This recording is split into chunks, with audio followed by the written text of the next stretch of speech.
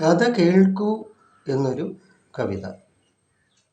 കഥ കേൾക്കൂ, കഥ കേൾക്കൂ, യഥാർത്ഥ കഥയിത്.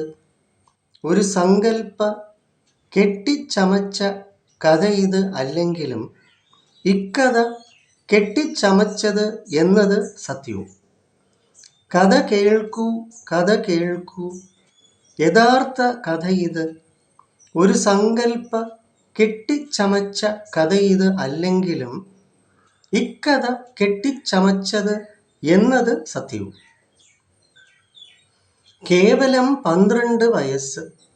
അന്യസംസ്ഥാന തൊഴിലാളി ഒരുവനുടെ മകൾ ഇവൾ.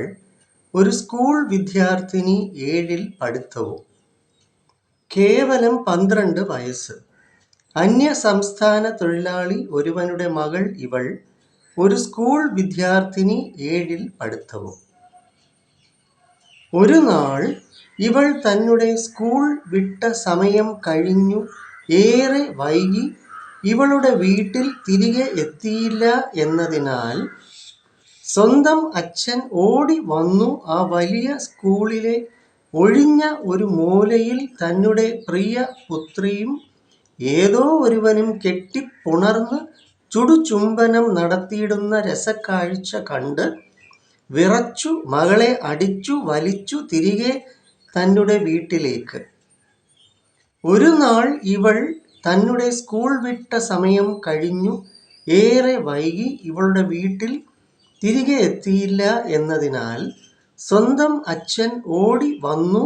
ആ വലിയ സ്കൂളിലെ ഒഴിഞ്ഞ ഒരു മൂലയിൽ തന്നെ പ്രിയ പുത്രിയും ഏതോ ഒരുവനും കെട്ടിപ്പുണർന്ന് ചുടുചുംബനം നടത്തിയിടുന്ന രസക്കാഴ്ച കണ്ട് വിറച്ചു. മകളെ അടിച്ചു വലിച്ചു തിരികെ തന്നെ വീട്ടിലേക്ക്. ഈ അച്ഛൻ്റെ രോഷം തീർക്കുവതിന് മകളെ വീണ്ടും തല്ലി.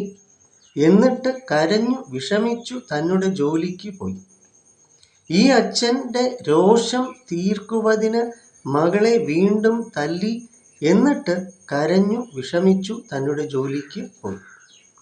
പിന്നെ ഇയാൾ അകത്തായത് ജയിൽ അറയ്ക്കുള്ളിൽ മകളെ പീഡിപ്പിച്ചു എന്നതിനാൽ പരാതി പോലീസിന് ലഭിച്ചതിനാൽ.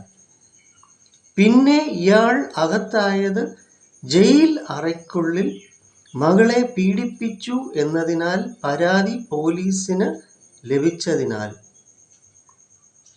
100-ൽ പരം ദിനങ്ങൾ ഈ പാവം തൊഴിൽ തേടി വന്ന കേരള മണ്ണിലെ ജയിൽ അകവും കാണേണ്ടി വന്നു.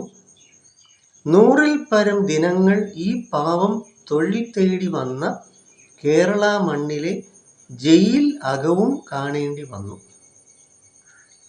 ഇയാളുടെ ഭാര്യയും തന്നെ സ്വന്തം നാട്ടിൽ ജനിച്ച വീട്ടിൽ തിരികെ പോകുവതിന് തന്നെ ഭർത്താവിൻ ജയിൽ ശിക്ഷ എന്ന കുറ്റം ഒരവസരമായി ലഭിച്ചു.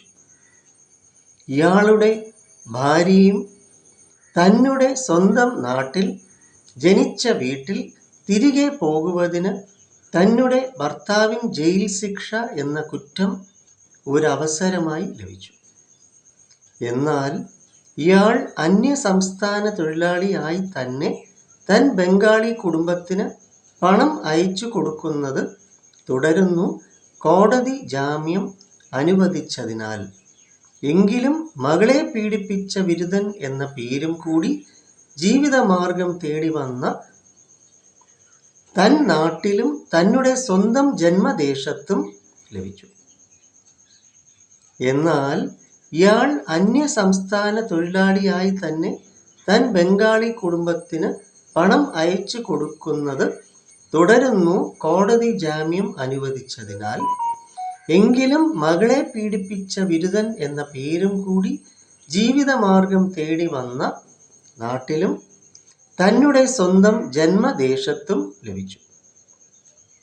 ഇക്കഥ ഇന്നേ കാല ഒത്തിരിയും കഥകളിൽ ഒന്നു മാത്രമായി തുടരുന്നു. ഇക്കഥ ഇന്നേ കാല ഒത്തിരിയും കഥകളിൽ ഒന്ന് മാത്രമായി തുടരുന്നു.